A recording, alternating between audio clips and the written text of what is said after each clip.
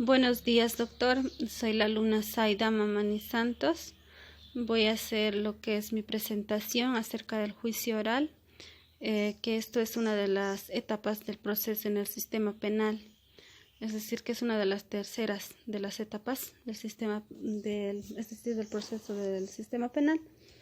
El juicio oral es aquel periodo o fase que se desarrolla en todos los procedimientos penales, como bien en su clase nos había indicado, en el que una vez concluida la instrucción o investigación y la fase de acusación provisional, se practican las pruebas y efectúan las alegaciones en presencia de juez, tribunal competente para dictar la sentencia.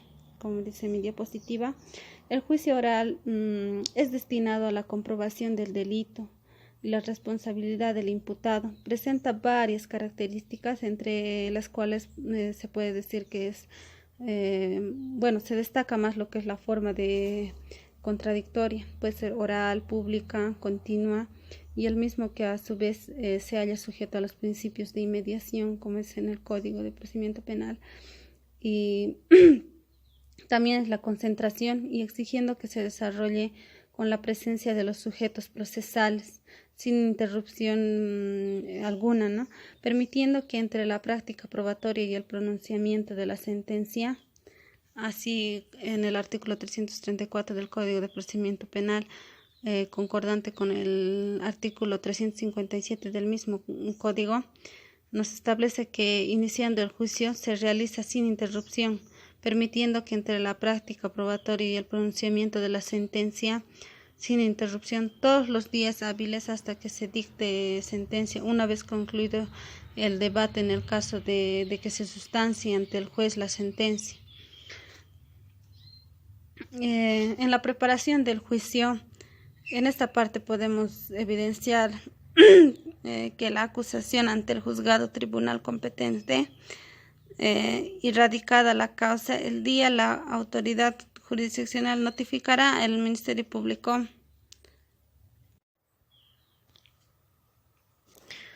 es decir, que va a notificar a la misma víctima o querellante para que presente la acusación fiscal, y que ésta sea notificada a la víctima o el querellante para que presente la acusación particular, o es decir, que se adhiera a la acusación fiscal y ofrezca las pruebas de cargo dentro del término de 10 días.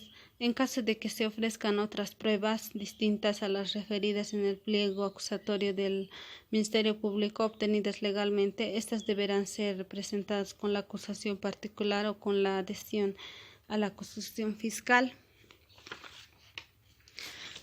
También podemos ver lo que es el señalamiento de audiencia. El juez o tribunal en el auto de apertura o juicio señalará, ¿no?, el día y la hora de su celebración, la que se realizará dentro de los 20 a 45 días siguientes. El secretario notificará de inmediato a las partes, es decir, que va a citar a los testigos, peritos y a los jueces ciudadanos.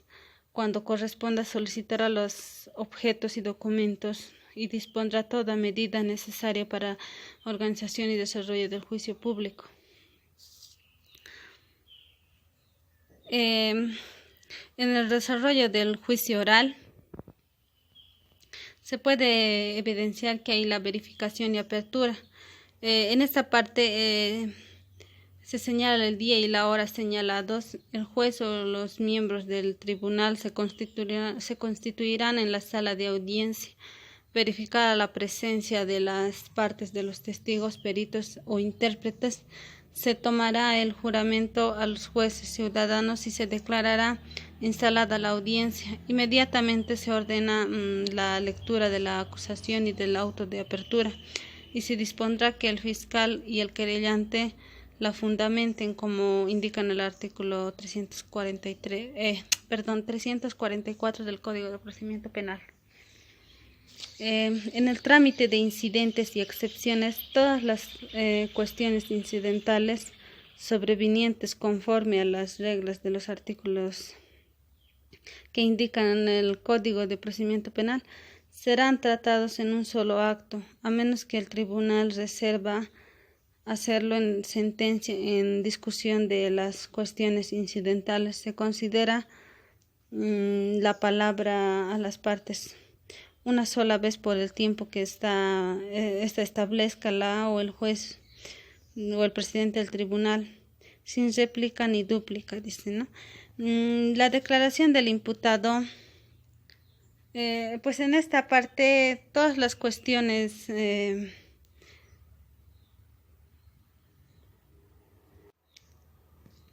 en esta parte, como indicaba, todas las cuestiones incidentales sobrevinientes conforme a las reglas del artículo 314 y 315 del presente código serán tratados en un solo acto.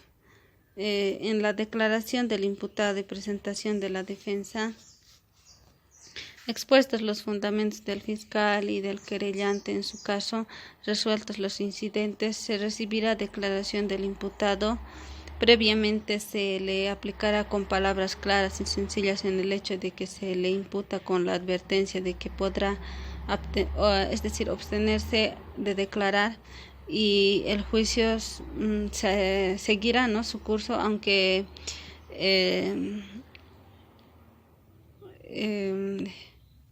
aunque él no declare, ¿no? El imputado podrá manifestar lo que crea conveniente en su declaración. Solo en ese caso será interrogado por el fiscal.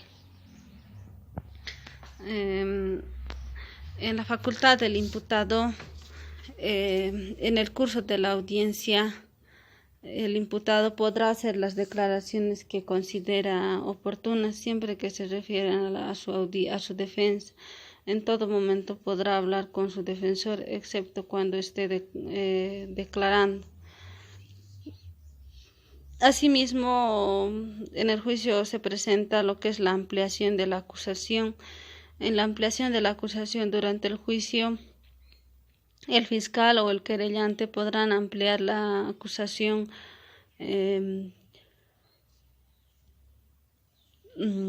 por hechos o circunstancias nuevas que no hayan sido mencionadas en la acusación y que modifiquen la adecuación típica o la pena admitida por el juez o tribunal. La ampliación de la acusación se recibirá nueva declaración del imputado y se pondrá en conocimiento de las partes del derecho que tienen a pedir la suspensión del juicio para ofrecer nuevas pruebas o presentar su intervención conforme a lo dispuesto en el Código de Procedimiento Penal.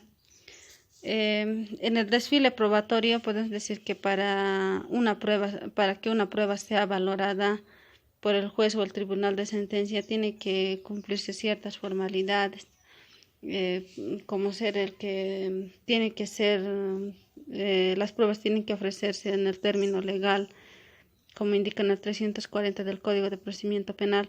La prueba acumulada en la etapa preparatoria debe estar, ¿no? También es que la prueba documental debe ser debidamente incorporado en el juicio oral a través de la lectura o exhibición de los documentos. También está lo que es la prueba testifical, debe ser producida en el juicio oral en aplicación del principio de inmediación, según el cual el juzgador debe tener una impresión directa con los sujetos cuyas declaraciones vayan a servir posteriormente para fundamentar o fundar su resolución, ¿no? En la prueba pericial podemos ver que cuando sea posible el juez o tribunal va a disponer que las operaciones periciales se practiquen en audiencia. El juez o el tribunal va a ordenar la lectura de las conclusiones de los dictámenes de todas las pericias practicadas en el proceso, todo lo que se va a practicar en el mismo proceso.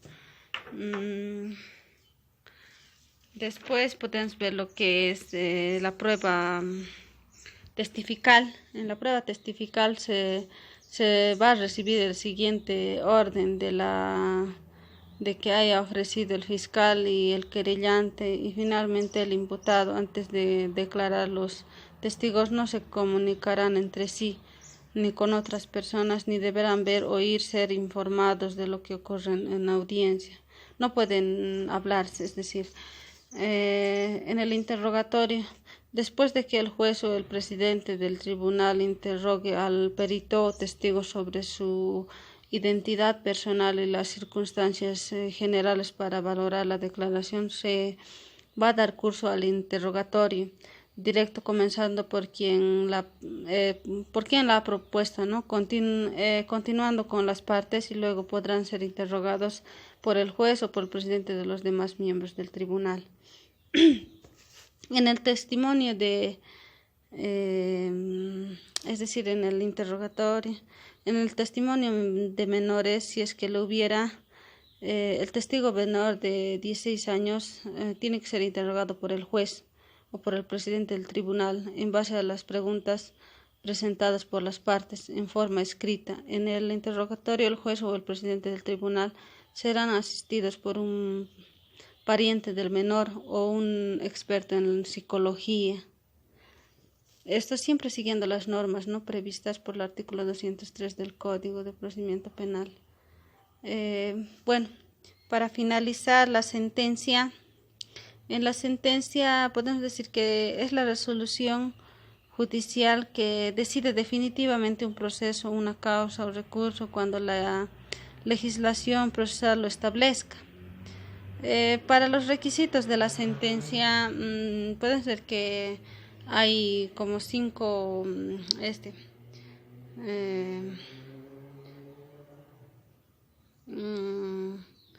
bueno, lo que es